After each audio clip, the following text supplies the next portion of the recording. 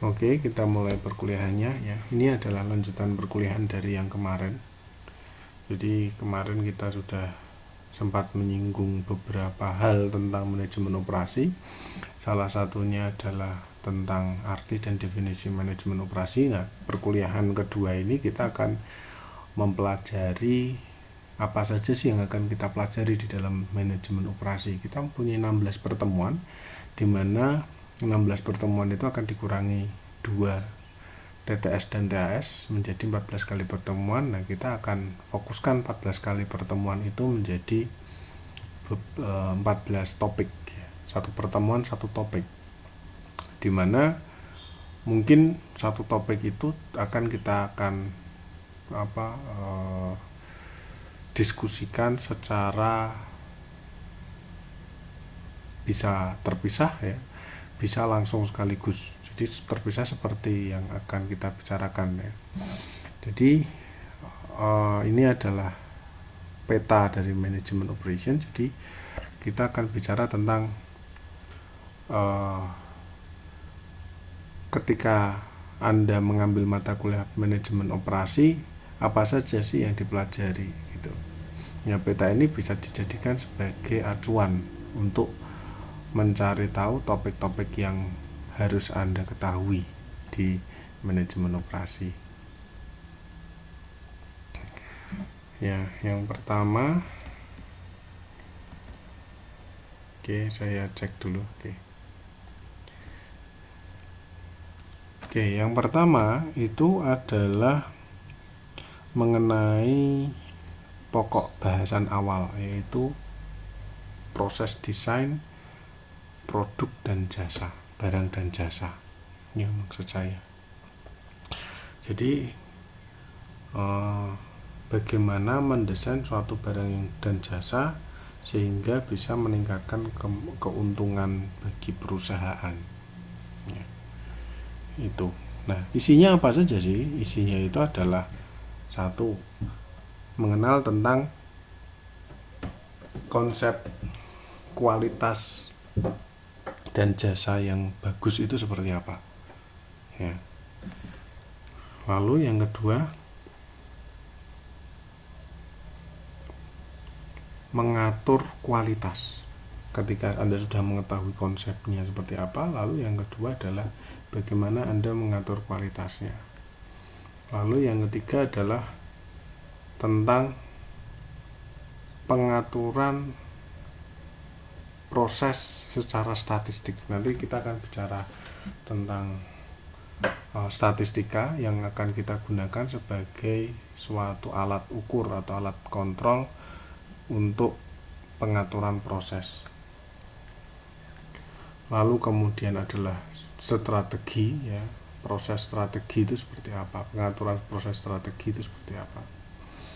Jadi maksudnya proses strategi di sini adalah untuk melakukan proses operasi strategi yang terbaik ya, yang harus kita pikirkan itu seperti apa. Nanti kita akan bicara tentang strategi-strategi yang keren pokoknya ya di sini untuk mengatur suatu proses operasi. Lalu kemudian ada kapasitas dan limitasinya. Anda punya kemampuan untuk memproduksi barang, tetapi Anda juga mempunyai Anda harus melihat bahwa Anda itu terbatas, punya keterbatasan atau constraint. Keterbatasannya apa sih? Tetapi ketika keterbatasan Anda itu sudah Anda mapping, sudah Anda petakan, bagaimana cara memaksimalkan keterbatasan Anda. Nah, seperti itu. Lalu kemudian ada strategi penentuan lokasi yang terbaik ya, bisa untuk gudang, bisa untuk perusahaan itu sendiri, karena kan penentuan lokasi ya, bangunan, building itu merupakan salah satu strategi jangka panjang ya, long term strategy ya. Jadi keuntungannya pun juga jangka panjang, nggak bisa jangka pendek. Karena apa? Karena membutuhkan effort yang sangat besar untuk itu ya. Lalu kemudian strategi penentuan layouting atau penataan ya. nggak cuma menata produk ya, tetapi juga menata inventory seperti itu, menata proses, nah, seperti itu. Kata kuncinya dengan penataan itu Anda bisa memaksimalkan usaha Anda, memaksimalkan yang dinamakan kemampuan Anda itu seperti apa gitu. Lalu kemudian yang poin yang kedua itu adalah pendesainan MRP atau Material Resource Planning. Ini adalah poin yang kedua. Jadi kita akan bagi menjadi 2 poin sekali lagi. Poin yang pertama adalah desain produk and service. Anda harus memenuhi 1, 2, 3, 4, 5, 6, 7 ya. 7 poin di sini ya. Lalu yang kedua adalah poin mengenal tentang desain material resource planning. Nah, bagaimana Anda bisa membuat desain kebutuhan material, sumber daya material Anda. Nah, di situ ada bagaimana melihat tentang desain suatu pekerjaan yang terbaik seperti apa, lalu kemudian tentang bagaimana mengatur pergudangan, inventory management, bagaimana Anda bisa mengatur perencanaan agregat, perencanaan jangka panjang, perencanaan kumulatif ya, agregat itu. Lalu kemudian tentang MRP, Material Resource Planning, dan Enterprise Resource Planning. Lalu kemudian saya juga akan memberikan introduction ya, pengenalan tentang just in time, konsep just in time, tepat waktu itu seperti apa. Lalu kemudian yang terakhir itu adalah tentang pengantrian ya. Pasti yang namanya proses itu pasti ada antrenya. Nah, ada suatu pemodelan matematis yang bisa menghitung antrean sehingga Anda bisa memanfaatkan perhitungan itu untuk mendesain proses yang efisien. Nah, itu. Jadi ada 2 pokok bahasan, saya ulang lagi. Yang besar yaitu desain produk dan jasa, dan juga desain material resource planning atau perencanaan sumber daya material ya, perencanaan sumber daya yang digunakan untuk perusahaan itu memproduksi barangnya. Nah, pasti erat kaitannya dengan supplier, nah, seperti itu ya. Ada 2 pokok itu. Jadi Anda ketika mempelajari manajemen operasi akan mempelajari sekitar 14 hal ini ya. Oke, itu adalah petanya. Lalu kita akan bicara 1 poin ini dulu tentang desain produk dan jasa. Oke. Yang pertama, apa sih yang kita pelajari di pengenalan konsep kualitas dan jasa ini? Nah, 3 hal penting kita bicara ini. Ada mendesain produk itu seperti apa, umur suatu produk itu seperti apa. Jadi produk itu punya umurnya. Nanti bagaimana kita bisa memaksimalkan produksi ketika umur produk itu masih belia, bukan masih belia tapi masih usia-usia produktif seperti itu akan kita genjot ya. Lalu kemudian menentukan kualitas produk dengan rumah mutu ya, rumah mutu seperti ini adalah rumah mutu. Lalu adanya challenge ya ketika kita memproduksi barang, tentang etika, tentang kebutuhan dari pelanggan dan lain sebagainya. Lalu juga kita akan belajar tentang pengaturan kualitas. Apa sih maksudnya kualitas itu? Ternyata kualitas itu ada hubungannya dengan strategi. Nanti kita akan bicara seperti itu ya. Jadi ada hubungannya dengan strategi. Kalau misalkan kita turunkan kualitasnya, apa ya akan terjadi di situ? Ternyata di poin kedua coba Anda lihat, kualitas itu akan menolong perusahaan meningkatkan sales dan mengurangi biaya. Gitu. Kualitas itu akan membantu perusahaan untuk meningkatkan sales dan mengurangi biaya. Lalu bagaimana cara membuat organisasi yang berkualitas yang uh, menginginkan tugas ya kan. Kalau misalkan anak-anak dikasih tugas kan malas ya, organisasi perusahaan juga gitu. Tetapi gimana caranya kita membuat suatu perusahaan yang berorientasi terhadap completion atau uh, penyelesaian suatu masalah ya. Kita akan bicara tentang itu. Lalu ada dua hal ya yang ingin dibicarakan di sini. Kualitas itu bisa meningkatkan profitability ya, tadi sudah disinggung sedikit ya. Caranya meningkatkan sales dan mereduksi biaya, pastinya seperti itu. Tapi gimana caranya? Nah, nanti kita akan bicara di situ. Lalu kemudian di dalam pengaturan proses secara statistik kita akan bicara tentang yang namanya yang namanya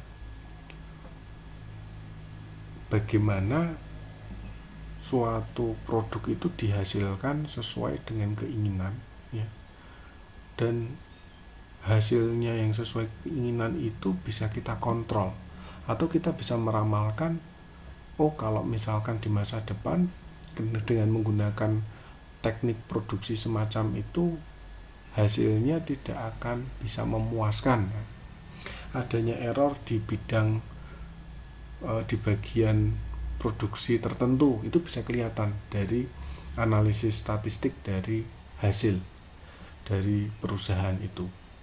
Nah, gitu. Kita akan belajar di sini. Ya. Lalu kemudian adanya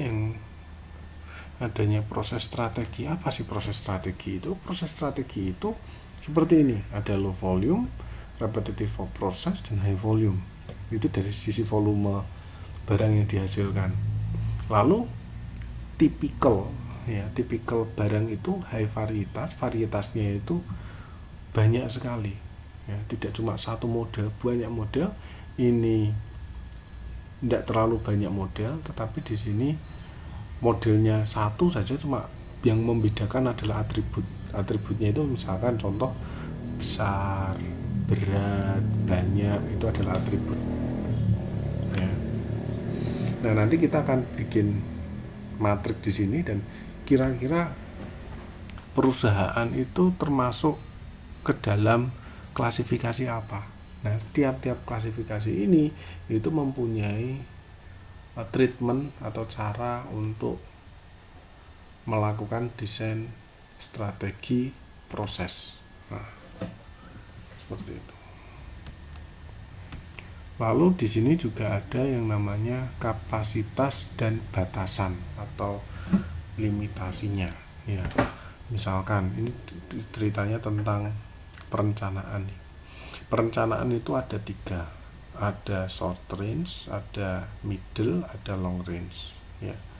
Lalu kemudian di dalam 3 perencanaan itu ada bagi menjadi kapasitas yang termodifikasi ya. Lalu kemudian menggunakan kapasitas atau use capacity di sini. Nah, di sini adalah contoh-contohnya.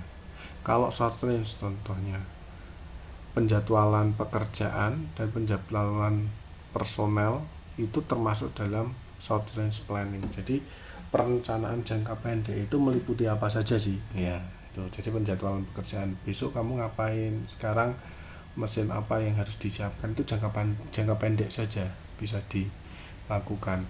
Lalu kemudian adanya intermediate range planning ya. Misalkan contohnya kelihatannya pekerjanya tidak cukup, maka dari itu menyewa pekerja subkontraktor ya. Itu artinya adalah memodifikasi capacity. Kalau misalkan menggunakan capacity terhadap perencanaan jangka menengah, lalu contohnya adalah menambahkan pekerja atau menggunakan pergudangan, menggunakan barang-barang yang ada di gudang. Jadi digunakan di gudang dulu, nanti sisanya diproduksi ya, misalkan seperti itu. Itu adalah intermediate atau perencanaan jangka menengah.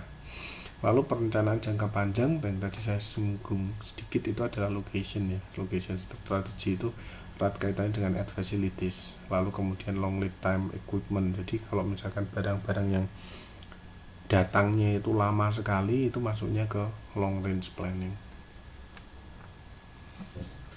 ya. Lalu kemudian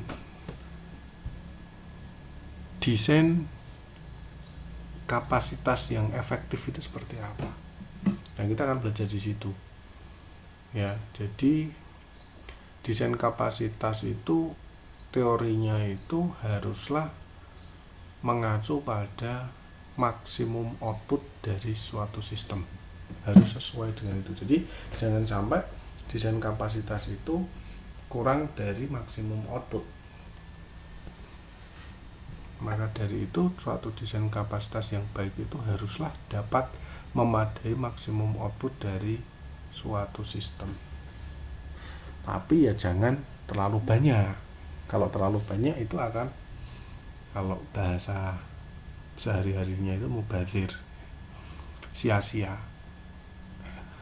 Nah, secara efektif ya, kapasitas efektif itu didefinisikan sebagai kapasitas di mana perusahaan ya berekspektasi untuk menerima suatu suatu operasi yang terbatas pada saat ini. Maksudnya gimana? Maksudnya itu gini, perusahaan pasti punya keterbatasan untuk membuat sesuatu. Misalkan pesanannya 100 ya, karena keterbatasan lain ya, keterbatasannya perusahaan, misalkan orangnya itu yang mengerjakan itu harusnya bisa tetapi nggak bisa karena orangnya yang mengerjakan itu kebetulan tangannya sedang terluka. Jadi seharusnya bisa mengerjakan 100 itu dalam waktu 3 hari, itu tidak bisa. Dalam waktu 3 hari dia hanya bisa mengerjakan 90 unit saja, sementara permintaannya 100. Nah gitu loh. Karena pada saat ini keterbatasan operasinya itu hanya mampu 90%, dan 90% itu disebut sebagai kapasitas yang efektif sekarang gitu. Nah, kalau desain kapasitas itu apa ya? Kapasitas maksimum itu tadi yang saya tadi bicara itu. Nah, itu. Nah, sekarang location strategy itu termasuk, nah ini termasuk perencanaan jangka panjang ya, ad facilities soalnya. Masuk dalam ad facilities ya. Nah, ini yang paling penting, salah satu paling penting. Kenapa? Karena berhubungan dengan modal yang besar. Makanya ngomong seperti itu ya. Simplifyingnya seperti itu. Nah, decisionnya, pengambilan keputusannya itu relatively tidak sering ya. Relatively tidak sering gitu. Nah, tujuan dari location strategy itu adalah memaksimalkan keuntungan dari perusahaan itu. Nah, kenapa kok lokasi itu penting? Nah, itu yang satu ada hubungan dengan biaya ya, efek ya, mempengaruhi biaya. Lalu kemudian biaya itu terpengaruh oleh daerahnya. Coba Anda bilang sama bos Anda misalkan, tolong dong kita akan, misalkan bos Anda bilang dulu ke Anda, tolong saya carikan lokasi untuk menjual kopi. Kebetulan perusahaannya adalah perusahaan kopi, semacam kapal api ya. Lalu kemudian bosnya punya pikiran, oke, untuk membuat etalase dibikin kedai kopi. Nah, jualannya Anda itu adalah kopi bubuk semacam kapal api, tetapi ada ide dari perusahaan untuk membuat etalase untuk tester, tujuannya untuk itu. Lalu kemudian Anda bicara sama bos Anda, oke, nanti bikin saja di rumah saya. Sementara rumahnya itu di pelosok yang tidak banyak orang, berlalu lalang.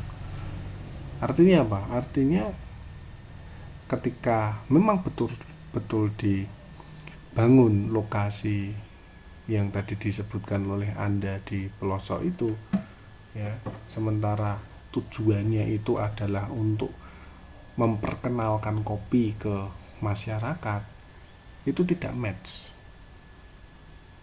Tentu saja biayanya murah sekali, tetapi hasil yang didapatkan akan sangat sedikit. Kalau tidak laku ya rugi. Nah, seperti itu. Contohnya seperti itu. Jadi strategi apa sih yang harus kita pikirkan untuk menentukan lokasi? Nah, itu kita akan bicara di sini. Lalu ada yang namanya strategi penataan atau layouting strategi. Layouting strategi ada banyak sekali contohnya, ya. Ada model office, ada model retail, ada model project, ada model job shop, ada model repetitif gitu. Contohnya yang paling saya mau ambil satu saja, retail. Retail adalah contohnya ketika Anda masuk ke dalam Indomart atau Alfamart, di situ. Anda masuk di situ, lihat penataannya tidak sembarangan. Tidak ada yang namanya makanan ringan itu nyampur jadi satu di rak sampo, nggak bisa. Sampo ya khusus sampo dan kompetitornya, lalu perawatan rambut sebelahnya sampo. Nah, seperti itu adalah strateginya supaya mempermudah pelanggan untuk memilih barang yang akan dibeli. Lalu poin yang kedua nih sebenarnya, ya. Poin yang kedua, big picture tentang material resource planning, job design. Yang namanya material resource planning ngurusin material sebagai sumber daya. Material sebagai sumber daya. Jadi raw material yang akan diproduksi oleh suatu perusahaan itu dibuat sedemikian rupa sehingga mudah diproduksi. Caranya gimana? Nah, ini kita akan belajar itu di sini. Yang pertama adalah job design. Oke, Anda punya materialnya seperti apa, tetapi Anda perlu juga mendesain pekerjaan. Nah, contohnya ini. Ya, coba nomor 1, nomor 2, nomor 3, 4, 5 ya. Ini ketika ada tim balapan di NASCAR, ya, itu masuk pit untuk ganti roda, apa yang dilakukan? Ya, ini adalah orang-orang ya yang tukang ganti roda. Coba lihat di sini. Ini detiknya 0 detik, 3 detik, 8 detik. Nah, bagaimana manajer tim balapan mobil itu dia bisa mengatur anak buahnya sehingga dengan menggunakan pola yang khusus, hasil yang didapatkan itu sangatlah efisien, ya, itu. Nah, idenya apa? Idenya coba lihat di sini. Ada human resource strategy, ya, constraint human resource strategy-nya seperti apa. Jadi job design itu hubungannya dengan human resource strategy. Jadi human resource strategy itu ada produk strategi, schedule, ya, location, layout, individual difference, ada proses strategi. Nanti kita akan bicara di sini bagaimana ngatur orangnya, ya. Ada inventory management, ya, pengaturan pergudangan. Jadi kita akan bicara tentang model-model inventory, ya, model-model gudang dan strategi yang berkenaan di dalamnya. Nah, kalau misalkan ngomongin masalah inventory, berarti kita juga berbicara tentang bagaimana cara Anda memesan barang ke supplier. Jangan sampai waktu yang Anda janjikan itu meleset. Seperti itu. Kita akan bicara tentang aggregate planning juga. Aggregate itu dari asal kata aggregate, keseluruhan atau menyeluruh, ya. Jadi kalau misalkan ada 2 tambah 3 tambah 4, agregatnya berapa? Berarti jumlah 2 tambah 3 tambah 4 itu ya, yaitu 9. Oke.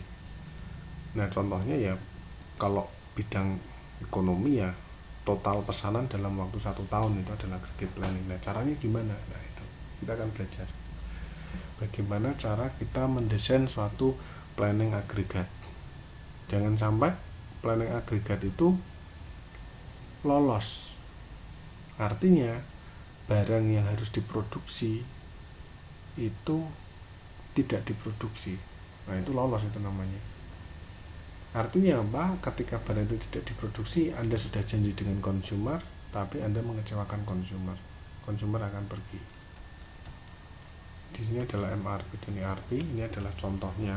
Ya, material resource planning itu Anda nyentangin apa sih? Ya, itu contoh. Di sini adalah contoh software MRP dan ERP-nya. Ada Master Production Scheduling. Master Production Scheduling itu adalah yang tadi kita bicara tadi, aggregate planning itu ada bill of material, inventory tracking, mesin capacity, demand forecasting, dan lain sebagainya. Nah kita akan bicara lebih detail tentang itu. Nah lalu kita akan belajar juga pengenalan tentang tepat waktu. Nah ini ada contoh just in case ya, dan just in time. Nah kalau just in case itu adalah push modelnya. Jadi Anda memproduksi sebanyak mungkin barang, siapa tahu laku, pikirannya gitu. Nah kalau just in time, Anda memproduksi barang yang hanya Anda butuhkan saja. Nah idenya itu. Maka pergudangannya, sistemnya adalah pull. Anda butuh apa, Anda produksi. Nah ada plus minusnya. Plus minusnya kalau push itu mengantisipasi, plusnya ya mengantisipasi ada ledakan permintaan.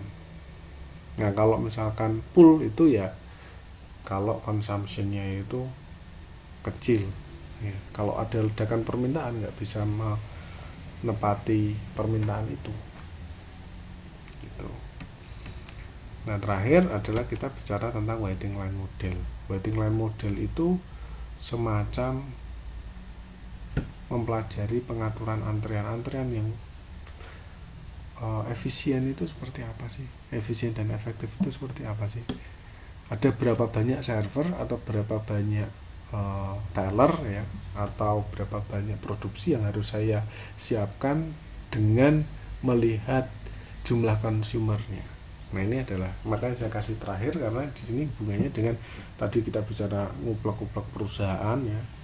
Ya kita tadi belajar tentang perusahaan itu, lalu kemudian ini bagaimana perusahaan berkomunikasi dengan pelanggannya. Nah kita akan bicara secara matematis pemodelannya seperti apa. Ya contohnya seperti ini. Oke. Sekian dari penjelasan kedua saya untuk pengenalan manajemen operasi. Semoga bisa menjadikan berkat. Dan Yesus memberkati.